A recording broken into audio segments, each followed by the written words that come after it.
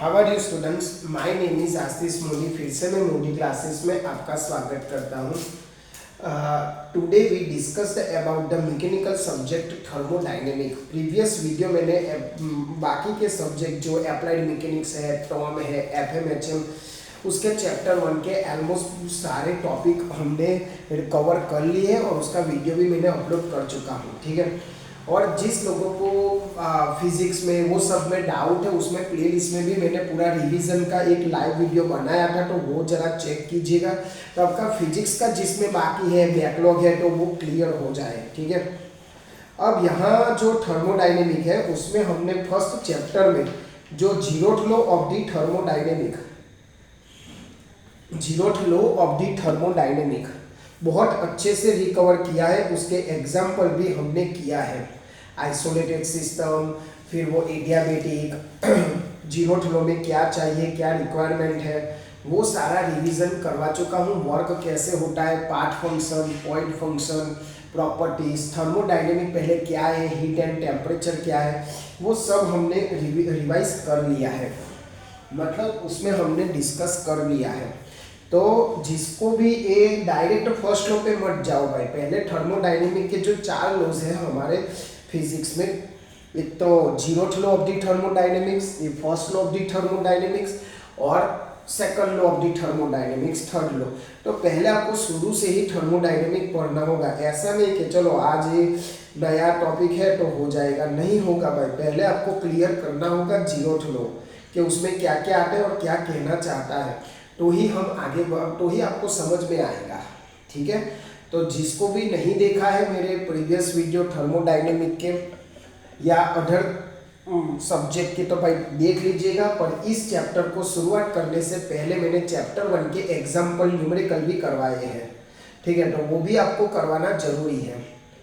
चलो, तो without waste of time ये चैप्टर में पहला क्या इम्पोर्टेंस है वो आपको थोड़ा बता दूं फैक्ट के बारे में, कि थर्मोडायनेमिक एक क्या बताता है आपको, एनर्जी। वो तो आपको पता होगा कि it is the indicate the one type of the energy.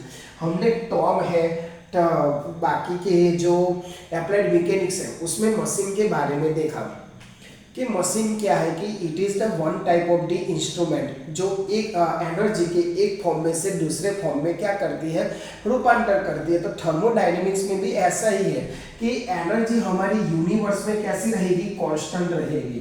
कैसी रहेगी भाई, एनर्जी यूनिवर्स में कैसी रहेगी, कांस्टेंट रहेगी। कांस्टेंट यानी अचर, वो कभी भी चेंज नहीं होगी। It is not destroy, it is not destroy और प्रोड्यूस। वो क्या करती है, एक फॉर्म में से दूसरे फॉर्म में क्या करती है, कन्वर्जन करती है। It is convert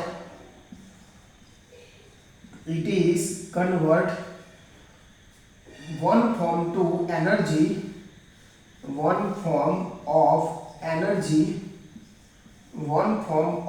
energy into another form, यानी एनर्जी के एक फॉर्म में से दूसरे फॉर्म में another form, दूसरे फॉर्म में क्या होगा, कन्वर्जेशन होगा। ठीक है, तो ये वो आपका सिंपल एनर्जी, क्योंकि सारे जो लॉजिकल सब्जेक्ट है ना उसमें एनर्जी के बारे में आपको जानना पड़ेगा, और उसमें कंजर्वेशन ऑफ द एनर्जी भी आ गया। ठीक है, यानी वो कंजर्वेशन ऑफ द एनर्जी क्या इंडिकेट करता है, वही इंडिकेट करता है कि energy neither destroy neither produce. Conservation of energy कोई आपको पूछे, कंजर्वेशन ऑफ मोमेंटम भी मैंने फिजिक्स में अच्छे से पढ़ाया है। तो कंजर्वेशन जिस टर्मिनोलॉजी के आगे आए मतलब वो कांस्टेंट रहेगा, ऐसा समझ लेना। Conservation of law of energy, इसमें भी यही चीज इंडिकेट किया जाता है, उसमें भी यही चीज इंडिकेट किया जाता है। तो एक चीज जरा याद कर लीजिएगा। ठीक है, दूसरा जो एनर्जी है ना, आइंस्टाइन नाम के साइंटिस्ट को जानते ही होंगे सारे, हाँ मैकेनिकल है तो जानना ही पड़ेगा, कि आइंस्टाइन ने energy is equal to mc² दिया था। ठीक है, मतलब आपकी एनर्जी किसके साथ रिलेटेड है, जो ऑब्जेक्ट का मास है ना उसके साथ रिलेटेड है। जिस ऑब्जेक्ट का मास ज्यादा उसके पास एनर्जी ज्यादा होगी, इसका मतलब ए हुआ। और सी क्या दिखाता है, वेलोसिटी के बारे में, स्पीड ऑफ द लाइट। यानी energy is directly connected with the mass, ऐसा भी बोल सकते हो। ठीक है, तो ये आपको चीजें क्या है ध्यान रखना है। दूसरी चीज हमें थर्मोडायनेमिक में क्या क्या इस चैप्टर में पढ़ना है। तो भाई law of the conservation of the energy मैंने अभी बताया कि ये पहले आपको पढ़ना होगा, law of the conservation of the energy. Direct first law यानी खाली उसका स्टेटमेंट है, सारे लोग का स्टेटमेंट है, तो क्या खाली स्टेटमेंट पढ़ना है? नहीं, उसके आजू बाजू के जो एनालिसिस है, आजू बाजू के जो फैक्ट है वो पढ़ना होगा। तो पहले होगा आपका जूल्स लॉ। जूल्स लॉ के आगे के बाद फर्स्ट लॉ आया और उसका क्यों यूज हुआ वो सब हम लोग क्या करेंगे, डिस्कस करेंगे। दूसरी चीज कि क्लोज सिस्टम है, ओपन साइकिल है, वो भी चर्चा करेंगे कि जो फर्स्ट लॉ है open cycle and closed cycle के लिए वो कैसा होगा। दूसरी चीज स्टेडी फ्लो एनर्जी इक्वेशन, तो इस चैप्टर में यही एक इम्पोर्टेंट है, स्टेडी फ्लो एनर्जी इक्वेशन। तो वो सब धीरे धीरे स्टेप वाइज करना पड़ेगा, बट पहले एक क्लियर करो, this is the conservation law of the energy के यूनिवर्स में जो भी आपका एनर्जी होगा neither destroy night produce, but it is the one form into the another form. जैसे कि एग्जांपल मैंने बहुत सारा फिजिक्स में दिया है उसका, तो कि भाई चलो आप पंखे के नीचे बैठे हो, ठीक है, आपने स्विच चालू किया, पंखा चालू हुआ, तो वो किस फॉर्म में से किस फॉर्म में, ये डिसाइड करने के लिए आपको क्या करना पड़ेगा, इनपुट क्या होगा और उसमें से मुझे आउटपुट क्या मिल रहा है वो आपको क्या करना होगा, दिखाना होगा। इधर मैंने पंखे का एग्जांपल लिया, तो आप क्या इनपुट करते हो, इलेक्ट्रिकल एनर्जी। एनर्जी के कई सारे टाइप है, इलेक्ट्रिकल, मैकेनिकल, काइनेटिक, पोटेंशियल, ठीक है। तो इलेक्ट्रिकल एनर्जी आप इनपुट करते हो, इलेक्ट्रिकल एनर्जी आप इनपुट करते हो और मुझे आउटपुट में क्या मिलता है, आपकी मोटर घूमती है due to the magnetic effect, वो सब स्टैंडर्ड टर्म में आ गया। तो आउटपुट में आपको विंड एनर्जी मिलेगी जो आपको कंफर्टेबल लगे, ठीक है। तो ऐसे one form energy to another form में आप कन्वर्ट कर सकते हो। तो ये सीधा हुआ आपका conservation of the mass of the energy, ठीक है। समझ में आया ये क्या चीज थी, फटाफट स्क्रीनशॉट ले लो या कॉपी कर लो। हम जानते हैं before the explanation, before the giving the explanation of the first law, we must understand about the Joule's law, because the Joule's law giving the amount of the work or give the perfect definition of the work, that how much work is required for produce the some type of the heat. What is the heat? Heat is the one type of the also energy. It also would be described in first chapter, okay. Then our next topic, Joule's law, okay. चलो, तो what is the Joule's law? First of all Joule's नाम के scientist ने क्या experiment किया था, वो किसके लिए किया था, उसको क्या बताना था कि वर्क और हीट का रिलेशनशिप बताना था। क्योंकि फर्स्ट लॉ वही इंडिकेट करता है कि हम किसी ऑब्जेक्ट पे वर्क करेंगे तो उस पर क्या इफेक्ट होगी, ठीक है। तो पहले मैं ये बता देता हूँ आपको ये चीज। उसने क्या किया भाई, एक कंटेनर लिया, ठीक है, एक कंटेनर लिया जो अंदर की हीट बाहर नहीं करता और बाहर की हीट अंदर नहीं जाने देगा। तो यहाँ होगा आपका वाटर सप्लाई, वाटर रखा है, ठीक है, ऐसे। उसमें आपने एक थर्मोमीटर भी रखा है जो टेम्परेचर मेजरमेंट करने के लिए, मैं ऐसा सिंपल अंडरस्टैंड करने के लिए फिगर आपका ड्रॉ कर लेता हूँ। यहाँ क्या रखा गया है आपका थर्मोमीटर, ठीक है। यहाँ आपका एक मैकेनिज्म रखा है पंखे जैसा, एक पंखे जैसा मैकेनिज्म रखा है, ठीक है। थर्मोमीटर, ठीक है। जो व्हाट इज थर्मोमीटर वो सब फर्स्ट चैप्टर में की। It is the measure the temperature and what is the definition of the temperature, it is the measure the degree of hotness and coldness, ठीक है। और यहाँ से आपका क्या बताया गया है, यहाँ कुछ मैकेनिज्म रखा है, ठीक है। और यहाँ से आपका बॉक्स यानी वेट रखाया गया है, ठीक है। ऐसा मैकेनिज्म उसने बनाया। अब उसने क्या देखा भाई, अब जूल्स लॉ आपके एग्जाम में पूछे तो आपको क्या करना है, पहले फिगर अच्छे से बनानी है। मैं तो यहाँ आपको अंडरस्टैंड करने के लिए, क्योंकि यहाँ सारा अट्रैक्शन सुशोभन करने जाऊँ तो हमारा टाइम इसीलिए वेस्ट हो जाएगा, हमको समझ में आना चाहिए बस। उसमें क्या बताया भाई कि ऐसा कुछ मैकेनिज्म किया, ठीक है। अब यहाँ उसने क्या किया मैं समझा देता हूँ। पहले तो आपको एग्जाम में कैसे लिखना होगा, as shown in the figure there is the thermometer insert to the water, there is the one container. फिर ये सब जो आपने निर्माण किया है, मतलब जो ड्रॉ किया है, वो आपको अपनी भाषा में लिखना है। याद रखिए थर्मोडायनेमिक्स की बहुत सारे बुक्स है, बहुत सारे ऑथर है। आप किसका लिखोगे, कहाँ का लिखोगे, कुछ नहीं ऐसा है। आपकी भी लैंग्वेज में लिख सकते हो कि भाई ऐसा हमने इंडिकेशन किया है, ऐसा हमने अरेंजमेंट किया है, और उसी अरेंजमेंट से आपको अपनी लैंग्वेज में लिखना है। भले कोई ऑथर कोई लिखे, वो अपनी लैंग्वेज में आपको समझ में आए ऐसा लिखना है। चलो, तो वो सब आप लिख दोगे, as shown in the figure there is the one arrangement, वो सब। अब क्या हो रहा है, जैसे ही ये वेट बढ़ाने लगा, ये मैकेनिज्म समझ में आए। थर्मोमीटर है जो वाटर का टेम्परेचर मेजरमेंट करेगा, एक पंखे जैसा है। वो पंखा क्यों है, क्या करेगा, वो मैं अभी समझा देता हूँ, क्योंकि जूल्स ने वही एक्सपेरिमेंट बताया कि भाई क्या करना है। तो नाम है आपका Joule experiment, Joule's experiment, Joule's experiment, ठीक है। चलो, जूल्स एक्सपेरिमेंट अब आपको पता होगा, ओके, वो बात मैं बाद में बताऊंगा।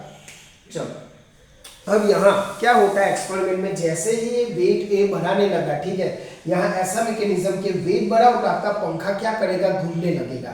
ऐसा उसने मैकेनिज्म तैयार किया। जैसे जैसे आप वेट को बढ़ाने लगे, ठीक है, और अप डाउन और डाउनवर्ड आपकी मूवमेंट करने लगे, तो आपका पंखा क्या करेगा, घूमेगा, ठीक है। ऐसा उसने मैकेनिज्म तैयार किया कि जैसे ही आपका वेट बढ़े, यानी देखो भी यहाँ एक पॉइंट लिख रहा हूँ समझने के लिए। आपके एक्सपेरिमेंट में क्या बढ़े, वेट बढ़े, वेट क्या होगा, इंक्रीज होगा धीरे धीरे। तो उसी हिसाब से जो ये रोटेशन ऑफ द फैन है ना, it is the rotation of the fan है, रोटेशन ऑफ द फैन क्या करने लगा, इंक्रीज करने लगा। समझ में आ रहा है मैं क्या बोलना चाहता हूँ। जैसे ही आप वेट बढ़ाओगे, वैसे rotation of the fan is increase, उसकी स्पीड क्या होने लगी, इंक्रीज करने लगी। अब वो किसके कांटेक्ट में है, पानी के कांटेक्ट में है। अब वेट, तो उसको क्या मिला भाई, जैसे ही ये थोड़ा समय चला ना, तो टेम्परेचर, थर्मोमीटर का टेम्परेचर बढ़ने लगा। जूल्स को ऐसा देखने को मिला, क्या मिला भाई, आई रिवाइज दैट, जैसे जैसे वेट वो बढ़ाने लगा और ऐसा मैकेनिज्म किया कि पंखा रोटेट करे, तो जैसे जैसे बढ़ाने लगा तो फैन की रोटेशन स्पीड है ना, इंक्रीज होने लगी। और जानने को क्या मिला कि ये जो थर्मोमीटर है ना, उसमें वो जो मर्क्यूरी होता है वो अपना वॉल्यूम बढ़ा रहा है। यानी when the rotation fan is increase, उसकी स्पीड बढ़ेगी। हम ऐसा बोल सकते हैं, increase the temperature of water, बोल सकते हैं भाई, increase the temperature of water, ऐसा उसको दिखने का मिला। क्या मिला भाई, आई रिवाइज दैट, वो उसने वेट बढ़ाया तो इसका टेम्परेचर बढ़ गया, ठीक है, और थर्मोमीटर में वो इंडिकेट किया। और जैसे ही वेट कम किया, देखो अब दूसरे केस में क्या किया, वेट उसने कम कर दिया, वेट उसने क्या कर दिया, कम कर दिया, तो क्या मिला, जो फैन की स्पीड है वो भी डिक्रीज हो गई। स्पीड ऑफ द फैन क्या हो गई, डिक्रीज हो गई। अब जैसे ही फैन की स्पीड डिक्रीज हुई तो मर्क्यूरी का लेवल नीचे आ गया। समझ में आ रहा है, यानी वो इंडिकेट करता है decrease the temperature of water, decrease the temperature of water. यानी इन सारे एक्सपेरिमेंट में इन शॉर्ट क्या समझ में आया, अभी यहाँ वेट को हम क्या बोल सकते हैं भाई, वेट यानी क्या है आपका mg, और mg क्या है भाई आपका w, ठीक है ना। तो w आपका mg है, तो हम क्या लिख सकते हैं, आपका वर्क वही हुआ, ठीक है। तो यानी इन शॉर्ट इसका कहने का तात्पर्य क्या था, जैसे आप वर्क बढ़ाओगे, स्पीड बढ़ी तो क्या बढ़ी, जो उसके कांटेक्ट में वाटर, तो वाटर की हीट बढ़ी। यानी उसने अपने कंक्लूजन में क्या बोल गया, क्या हम बोल सकते हैं, जो वेट है यानी हमने वर्क ले लिया, जितना आप वर्क सिस्टम पे करोगे उतना हीट इंक्रीज होगा। सिंपल सी बात है। और इसी के एग्जाम्पल से आपका एक बेस्ट एग्जाम्पल साइकिल का पंप। आप पंप पे काम कर रहे हो, ठीक है, मतलब जो साइकिल के पंप की बात कर रहा हूँ, जब आप हवा फुल अप करते हो अपने साइकिल के टायर में, तब आप वर्क कर रहे हो, जितना वर्क करोगे आपका पंप गर्म हो जाएगा, ठीक है, बस वही एक एग्जाम्पल बेस्ड है आपको बेटर अंडरस्टैंडिंग के लिए। यानी मैं इन सारा तात्पर्य से क्या लिख सकता हूँ भाई, यहाँ लिख रहा हूँ W directly proportional to the Q, यानी आप जितना वर्क करोगे इतनी हीट क्या होगी, प्रोड्यूस होगी। ठीक है, अब यहाँ जैसे आप ओम्स लॉ और स्टैंडर्ड 10 पढ़ा हो तो याद होगा, ओम्स लॉ में हमने क्या बोला था, V directly proportional to the I। तो ये प्रोपोर्शनलिटी दूर करने से हमें क्या मिलेगा, V is equal to I R. हमने यहाँ रेजिस्टेंस किया था एक प्रोपोर्शनलिटी दूर करने के लिए, तो इस डिपार्टमेंट में हमें क्या करना है, W is equal to G Q, G लगाना है। अब यहाँ क्या है, वर्क है। अब जूल एक्सपेरिमेंट ये सब किसने किया था भाई, जूल्स ने किया था। ठीक है, इसीलिए वर्क का यूनिट भी जूल है, आपको पता है। सारी एनर्जी, चाहे वो काइनेटिक हो, चाहे वो पोटेंशियल हो, चाहे वो मैकेनिकल हो, कोई भी टाइप की एनर्जी हो, उसका यूनिट जूल ही है, क्योंकि जूल ने ये स्टार्टिंग किया था तो उसको तो कुछ अच्छा कुछ मिलना चाहिए ना भाई। किसी ने भी सोचा नहीं था ऐसा कि भाई चलो हम वर्क करें तो हीट मिलेगा, उसने डिस्कवर किया। इसीलिए सारी एनर्जी, चाहे उसने फाइंड नहीं किया ना, अभी न्यूक्लियर एनर्जी उसके समय में कहाँ थी, वो तो एटॉमिक स्ट्रक्चर पे आई ना। तो न्यूक्लियर एनर्जी वो भी एक एनर्जी है, तो उसके नाम पे एक फेमस हो गया भाई, जूल ने किया है, तो सारी एनर्जी का यूनिट किसको दे दो, जूल को दे दो। ठीक है, और वर्क होगा तो एनर्जी मिलेगी ना, इसलिए वर्क का भी यूनिट क्या बोल दिया आपने, जूल बोल दिया। समझ में आया भाई पूरे एक्सपेरिमेंट में। तो अब ये जब जीटीयू के एग्जाम में या मिड सेम में पूछे तो आप अपनी भाषा में लिखना, ऐसा नहीं कि इस ऑथर ने ऐसा लिखा है तो मैं ऐसा यूज करूँ, कोई बात नहीं, आप फिगर को समझा लो अपनी लैंग्वेज में तो भी चलेगा। ठीक है, समझ में आया। अब एक जूल का अलग अलग यूनिट होता है, मैं यहाँ समझा देता हूँ क्योंकि वो भी वाइवा में पूछे जाते हैं कि एक जूल यानी कितना किलो जूल, कितना वॉट आवर, कितना न्यूटन मीटर, वो भी एक इम्पोर्टेंट चीज है। ठीक है, तो मैं यहाँ लिख देता हूँ सारा कि जूल का जब आपको कन्वर्जेशन है एग्जाम्पल में ये सब काम लगेगा। ठीक है, चलो अब एक जूल यानी 427.6 किलो कैलोरी एनर्जी, ऐसा भी मैं बोल सकता हूँ, this is the very important factor कि 426.7 ठीक है, यानी एक जूल यानी कितनी एनर्जी मिलेगी, इतनी। ठीक है, किलो कैलोरी। दूसरी चीज है जो जूल का यूनिट, उसको न्यूटन मीटर भी बोला जाता है, उसका कोई दिक्कत नहीं है। और एक watt is equal to 1 joule per second, यानी जो वॉट होता है ना, पावर का यूनिट वॉट होता है, और जूल पर सेकंड भी आपका क्या हुआ, वॉट ही हुआ, पावर हुआ। ठीक है, और दूसरी चीज 1 kilowatt hour is equal to 3600 kilo joule. समझ में आया, मतलब ये जो आपके इलेक्ट्रिसिटी के एरिया में मेजरमेंट किया जाता है वो। ठीक है, समझ में आया ये। यानी ऐसा भी पूछे कि define the relationship between work and heat, तो भी आपका जूल एक्स, आप वो सीधे सीधे नहीं पूछे, और ऐसा भी पूछ सकते हैं कि derive the relationship between work and heat, तो भी आपको यही करना है। और सीधा पूछने की डिराइव जूल्स लो तो आप सीधा ही लिख दोगे। अब यहाँ व्हाट इज जे, वो बताना भूल गया कि व्हाट इज जे। जे क्या है भाई, जूल कांस्टेंट है। यहाँ भी देखो आर किसने फाइंड किया था, ओम्स ने, इसीलिए रेजिस्टेंस का यूनिट ओम ही होता है। तो ये सारा किसने फाइंड किया था, जूल ने, इसीलिए यहाँ जूल कांस्टेंट लिखा जाता है। तो ये हुआ आपका जूल्स एक्सपेरिमेंट, ध्यान से देख लो और अपने नोटबुक में अच्छे से कॉपी करो। कई सारे स्टूडेंट फिगर को बनाने में लगे रहते हैं, आधा घंटा उसमें निकाल, भाई उसको कुछ नहीं, सिंपल सा नॉर्मल बना दो, उसी से आपको लिखना है।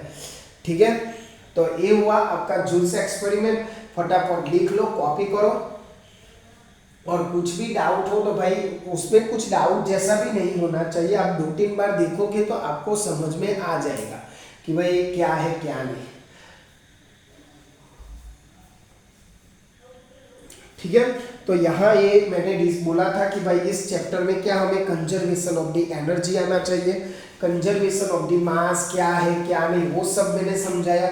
दूसरी चीज, first law, before the going on to the first law we must understand about the Joule's experiment, यानी प्रथम नियम पर जता पहला आपने एक खास समझવું જોઈએ कि एक क्या व्यू केम આવ્યું। तो जूल्स नाम के साइंटिस्ट ने ये एक्सपेरिमेंट किया था, जिसमें जैसे वेट आप बढ़ा दोगे यानी आपका वर्क करने लगोगे तो आपका फैन की स्पीड बढ़ जाएगी, फैन की स्पीड बढ़ी तो आपका क्या हो जाएगा, जो भी वाटर लेवल के कांटेक्ट में हो ना उनका टेम्परेचर इंक्रीज हो जाएगा। और ये जो वाटर का टेम्परेचर इंक्रीज हुआ वो किस में दिखता है, थर्मोमीटर में। ठीक है, तो मतलब इन शॉर्ट जूल्स पॉइंट से कंक्लूजन पे आए कि जितना आप वर्क करोगे उतना आपको हीट मिलेगा। ठीक है, बीच में जूल कांस्टेंट रख दिया और ये सारे यूनिट आपको ध्यान याद रखने हैं। तो ये हुआ आपका जो सेकंड चैप्टर है ना उसका पार्ट 1 मैंने यहाँ खत्म किया है। उससे पहले आपका पार्ट 1 मैंने चैप्टर 1 में कई सारे पार्ट रखे हैं विद एग्जाम्पल न्यूमेरिकल्स। तो आई रिक्वेस्ट यू वो सब रिवाइज करके जाओ एग्जाम में या कहीं भी इंटरव्यू देने जाओ, फ्रेशर हो तो ये सब आपको चीज़ों काम लगेगी छोटी छोटी। और मैंने अभी हमेशा बोलता हूँ कि भाई अपने फ्रेंड्स तक पहुँचाओ ताकि इस सब्जेक्ट कई सारे छोड़ देते हैं, बाकी इस सब्जेक्ट में कुछ भी नहीं है। तो आई रिक्वेस्ट यू चैनल को आगे बढ़ाओ, ठीक है, शेयर करो और अपने फ्रेंड्स तक ये पहुँचाओ ताकि उनको भी ये मेहनत करने की कुछ आशा जगे। तो दोस्तों इसी के साथ में ये लेक्चर की समाप्ति करता हूँ और हर बार की तरह आप ऐसा काम करो कि दुनिया करना चाहे आपके जैसा। जय हिंद, जय भारत।